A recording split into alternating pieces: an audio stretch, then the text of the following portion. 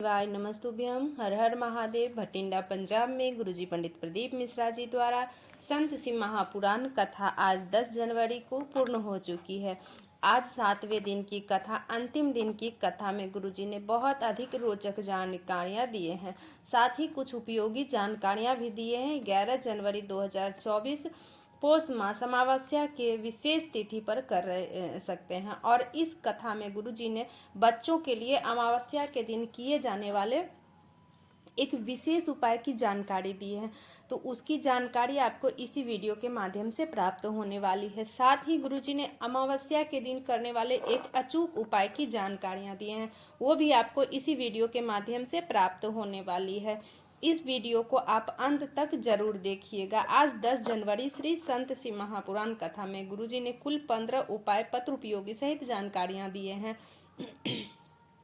सभी की जानकारियां आपको इसी वीडियो के माध्यम से प्राप्त होने वाली है। अगर किसी कारणवश आपने आज की कथा नहीं सुन पाए तो पूरी कथा का रास्ता तो आप इस छोटे से वीडियो के माध्यम से प्राप्त कर सकते हैं।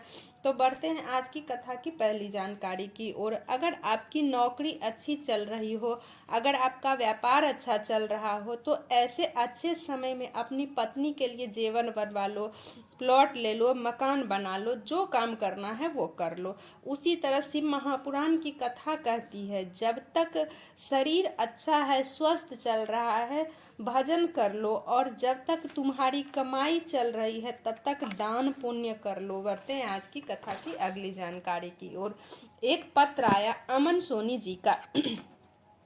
लिखते हैं, 2021 में मेरे पिताजी के पेट में 2 से 3 गांठ हो गई थी। इनको पहले भी एक बीमारी हो गई थी जिसमें शरीर की नसें चौक होना शुरू हो गया था, जिसकी दवाई इनकी चल रही थी। फिर धीरे धीरे उनका एक हाथ एक पांव काम करना बंद कर दिया। फिर उसके बाद में पेट में दर्द हुआ तो पता चला उनके हड्डियों में कैंसर हो गया। इसके बाद हॉस्पिटल में रखा, कुछ दिन नहीं हुआ। इसके बाद कीमो भी करवाया, उससे भी आराम नहीं हुआ। फिर हमारे कॉलोनी की एक ताई ने बताया कि शिवलिंग पर जल चढ़ाओ और वो जल पिताजी को देना शुरू करें। पर हम आजकल के पीढ़ी ऐसे होते हैं कि विश्वास कर ले शिवलिंग पर जल चढ़ाने से बीमारी ठीक हो जाती है, पर उन्हें कहने पर हमने जल चढ़ाकर औषधि रूप में प्राप्त करके उनको पिलाना शुरू किया। कुछ दिन बाद फिर जांच कराई तो उनकी बीमारी अंत की ओर थी, और उसी का आभार व्यक्त करने हम कथा पंडाल में आए हैं। तो बढ़ते हैं आज की कथा की अगली जानकारी की ओर। गुरुजी ने कहा, तुमने और हमने जो खाया है उसे 24 घंटे में निकालना जरूरी होता है, और वो अगर 24 घंटे में नहीं निकलता है तो बीमारियां लगना शुरू हो जाती है। तो पानी पिया उसे 3 से 4 घंटे में निकालना जरूरी होता है, नहीं तो बीमारियां लगना शुरू हो जाती है।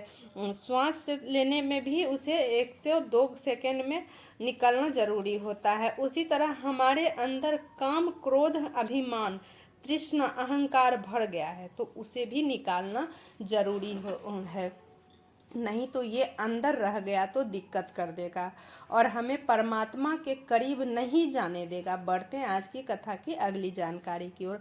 अगर आपके मन में ये विचार आ गया है कि मंदिर जाना है, अगर विचार आया शिव महापुराण कथा सुनने जाना है, अगर आपके अंदर भगवान से मिलने की विचार आ रहा है, तो आपके ये समझ लेना कि आपका अच्छा समय आ गया है। तभी आपको ऐसा विचार आ रहे हैं।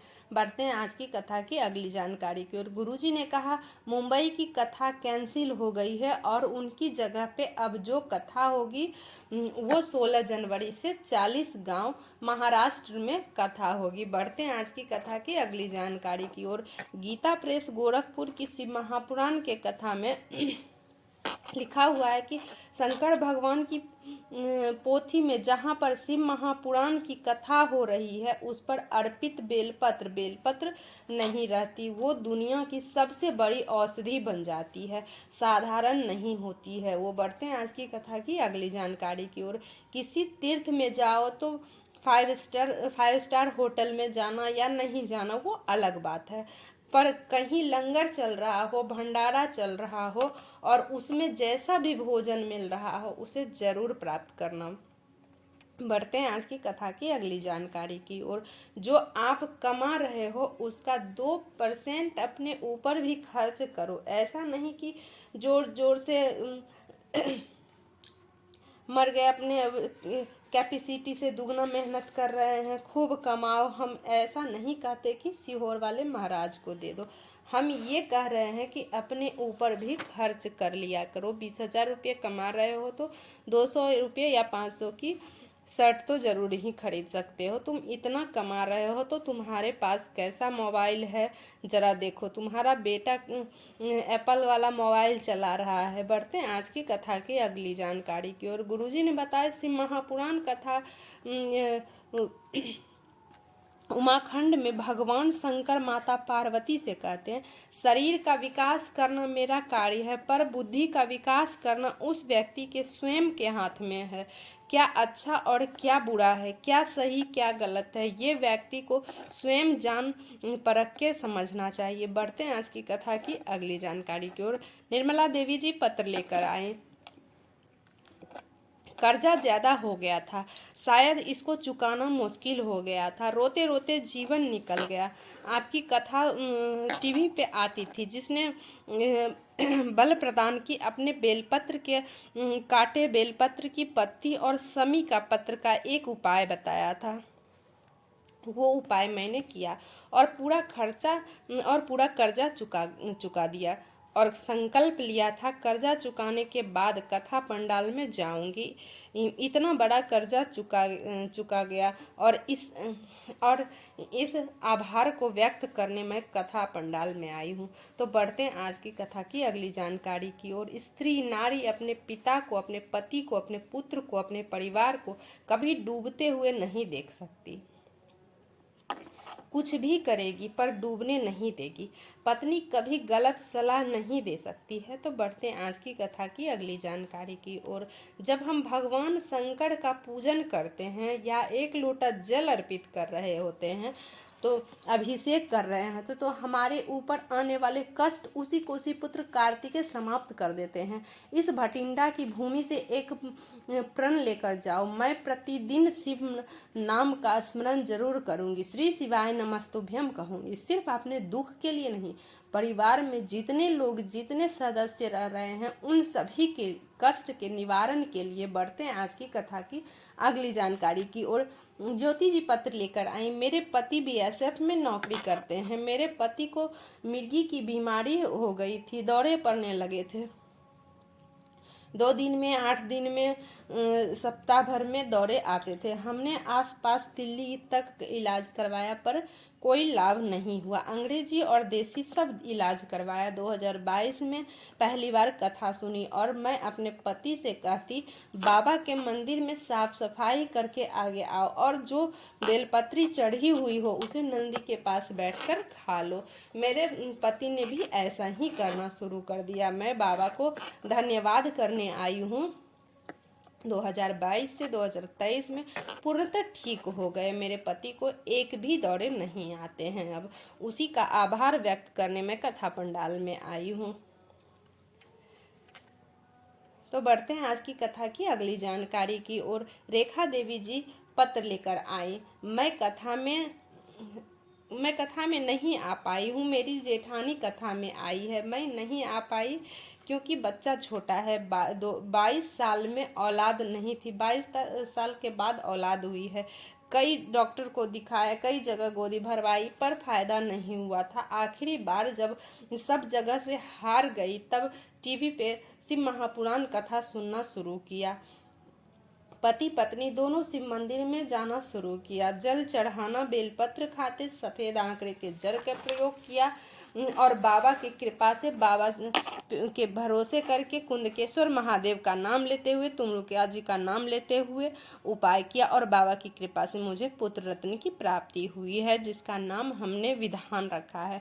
उसी का आभार व्यक्त करने में कथा पंडाल में आई। बढ़ते हैं आज की कथा की अगली जानकारी की ओर।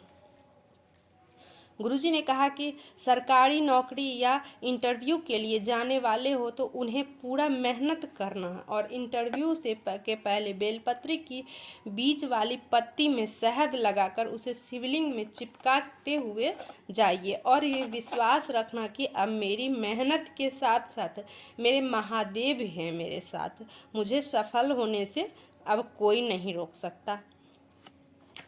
तो बढ़ते हैं आज की कथा की अगली जानकारी की ओर।